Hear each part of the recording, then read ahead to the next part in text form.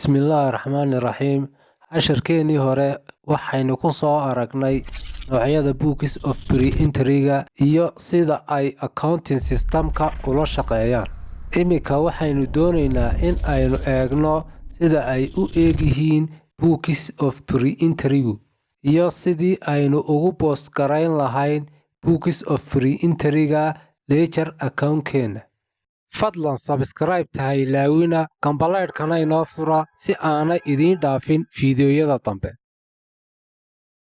Haddaba ka koowaad ee aynu samayn doonaa waa sales daybook.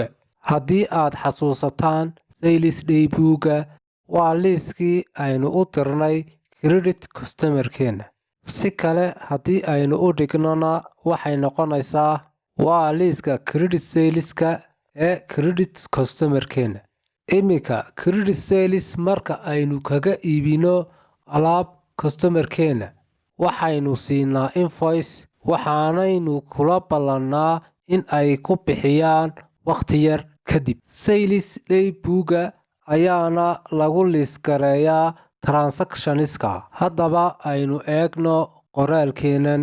Waxaynu ku aragnaa in aynu haysano columns xagga sare ee daybook-geena. Dateska invoice kasta oo aynu u dirnay credit customer-keena waxay ku xidhan tahay seeska business-ka inta ay leegyihiin xaddiga daydadka daybookiska. Kombaniyada caalamiga ah ee ballaadhan hal daybook ayaa buuxsama maalintiiba oo lagu liiskareeyaa transactionska oo dhan, halka businessyada yaryar lagu liiskarayn karo invoice-yada ilaa hal week lagu buuxiyo. Markaa waa inuu business kastaaba diyaarsado daybookiskiisa. Innagu halkan waxaynu ku soo liiskaraynay hal week. Invoice number waa invoice numberadii aynu u dirnay customer-ka oo iskugu xigxiga sidii ay u kala horeeyeen invoices sales-ku, waayo isku book ayaa laga gooyaa invoice sales-ka. Mar kasta oo invoice la bixiyana waxaa la record gareeyaa marka ugu horeysa invoice number-ka. Kadibna waxaynu ku xigsiinaa magaca credit customer-ka ee aynu wax ka iibinay. Waxaynu samaynaa 3 amount: net amount-iskeena, sales tax-keena. Sales tax amount-isku waa value added tax-ka oo loo soo gaabsado VAT. Kadibna gross amount-iska waana amount-iska laga doonayo customer-iska in ay bixiyaan. Markaa waxaynu aragnaa customer kastaaba inuu ku liiskaraysan yahay invoice-kii aynu u dirnay, netkii, sales tax-kii iyo gross-kiiba. Xagga hoosena waxaad ku aragtaan column kasta totalkiisii. Haddaba marka aynu ku post garaynayno manager-keena waxaynu manager-keena ku post garaynaa totalka oo keliya. Xusuusnowna manager-ku waa meesha aad ku aragtid ledger account-ka aynu ku samayno double entry-ga. Markaa waxaynu ku posting garaynaa manager-ka totalka. Markaa postingka dhibitka iyo creditka manager-ka waxaynu ku post garaynaa total figures-ka si loo ilaaliyo manager-ka una noqdo mid fiican oo nadiif ah. Marka net amount-iska alaabta aynu kaga iibinay credit ahaan customer-iskeena, ma xasuusataan account-ka uu net figure-ka sales-ku uu tagayo. Wuxuu tagaa net sales-ku sales income account-ka. Taasina waxay kordhinaysaa income-keeni. Markaa waxaynu credit garayn doonaa sales-ka waxaynay kordhin doontaa sales income account-keena. Halkii aynu ka post garayn lahayn 4 jeer iyo wax ka badan, waxaynu post garayn doonaa 700 ee net totalka ah. Aynu eegno sales tax-ka. Haddii aynu iibino alaab, waxaad ogaataa in output tax jiro oo laynaga doonayo in lacagtaa la ilaaliyo. Waxaanad ogaataan in ay badinayso sales tax-ku liability account-keena oo ay noqonayso credit entry sida oo kale. Waxaynu odhanaynaa sales tax control. Marka waxay badinaysaa liability-geena. Liability-ga sales tax control-ka uma boos garayn doono mid. Waxaynu boos garayn doonaa totalka si ay ugu fududaato qolooyinka xisaabaadka. Haddaba maxaad u malaynaysaa gross totalka? Xageed u malaynaysaan inuu tago isaguna? Waa amountiska aad credit customerskaaga aad ku leedahay. Markaas waxaynu dhibid garayn doonaa trade receivable waxaanay badinaysaa asset-keena aynu ku leenahay customerska gross amountisku. Markasta oo aynu dirayno invoice waxaynu boos garayn doonaa totalkaas.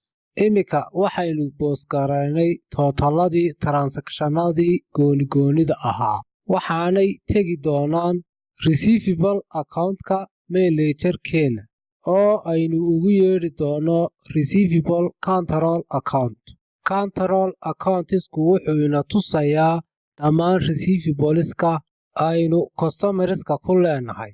Laakiin way adag tahay in lagu kala saaro ledger account-iska cidda lagu kala leeyahay $805. Marka waa in aynu ku kala jajabinaa $805 ee yaala debit control account-ka subsidiary ledger-ka.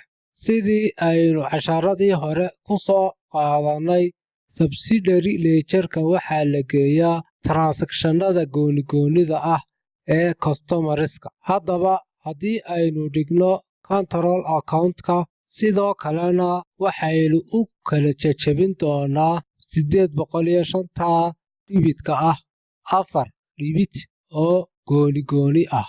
Waxaynu u baahannahay in aynu dhibid garayno account-ka customer Chris $287 si ay inoo tusto in Chris lagu leeyahay lacagtaas. Waxaynu u baahannahay in aynu dhibid garayno customer nil account $345. Waxaynu u baahannahay in aynu dhibid garayno Carly $115. Waxaynu sidoo kale u baahannahay inaynu dhibid garayno Amy $750. Amountiskaas goonigoonida ah waxaa lagu boos garayn doonaa subsidiary-ga ama individual account-ka. Marka waxaynu u kala jajabinay $805 ee debit control account-keena 4 individual customer account. Taasina waa ta subsidiary ledger-keenu u noqday single entry. Marka aad ayay muhiim inoogu tahay in aynu isticmaalo boostiyadan, boostinka subsidiary ledger-ka iyo boostiga receivable control account-ka. Casharkeenan waxaynu ku arki doonaa waxoogaa ledger accounts ah. Waxaanaynu ciwaan uga dhigi doonaa main ledger-ka. Waxaad aragtaan in aynu furanay account la yidhaahdo receivable control account. Sidoo kalena waxaad aragtaan in aynu furanay 4 account oo yaryar oo aynu u bixinay subsidiary. Receivables-ka marmarka qaar waxaa loo yaqaanaa sales ledger. Waxa aynu doonayno in aynu qabanaa waa in aynu ku buuxino account-nada customerskeena sales daybook-ga. Waxaynu nidhi sales daybook-gii inoo qornaa inaynu ku soo boos garaynay $805 debit side-ka receivable control account-keena. Haddaba sales daybook-ga waxaynu soo dhibid garaynay $805 oo receivable control ah main ledger-keena. Haddii aynu balance garayno account-kan imika $805 wuxuu ka muuqan doonaa current assets-ka statement of financial position-keena. Taasina waa ta ledger account-kani uga muuqdo trial balance-ga financial statement-ka. Haddaba waxaynu u baahannahay in aynu isweydiino yaa lagu leeyahay $805. Receivable ledger marmarka qaarna loo yaqaano sales ledger-ka waxaynu u kala jajabin doonaa $805 individual customer accounts. Waxaynu ku aragnaa halkan in aynu dhibid garaynay $287 iyo badh customer Chris individual account-kiisa. Markaa waxaynu oran doonaa customer Chris sales daybook-giisa oo aynu u soo gaabsanay SDP. Customer Chris waxaa lagu leeyahay $287 iyo badh. Markaa waxaynu oran doonaa $805 ee aynu geynay control account-keena Chris waxaa lagu leeyahay amuunka. Sidoo kalena waxaynu isku si u samayn doonaa Neil, Carly iyo Ayman. Haddaba customer Neil waxaynu ku lahayn $345. waxaanad ogaataan waxaynu uga jeedno single entry ku samayn mayno dhibitka iyo kreditkaba laakiin waa dhibidka oo keliya. Markaa subsidiary ledger-ku kama mid ahaa double entry bookkeeping system-ka. Intaas kadib waxaynu eegi doonaa Carly iyo Amy. Carly sales daybook-ga waxaynu nidhi waxaa lagu leeyahay $115. Amy-na waxaa lagu lahaa sales daybook-ga $750 iyo badh gross amount-kii la helay. Markaa waxaynu haysanaa sales daybook-geena halka ugu sareysa waxaynu ku boos garaynay totalkii sales daybook-ga receivables control accounts-kii main ledger-ka halkaas oo uu double entry-gu ka dhaco financial statement-kana lagu boos garayo. Kadibna loo sii kala jajabiyo dhibidka receivable control account-ka si aynu ugu boos garayno receivable ledger-ka. Haddaba aan idin tuso diagram-kii aynu ku soo aragnay casharkeenii accounting system-ka. Totalkii sales daybook-ga waxaa lagu soo boos gareeyay main ledger-ka. Individual gross amount-ka keli-kelida ahna waxaynu ku boos garaynay subsidiary ledger-ka ama individual ledger-ka oo ah meesha single entry-ga la geliyo.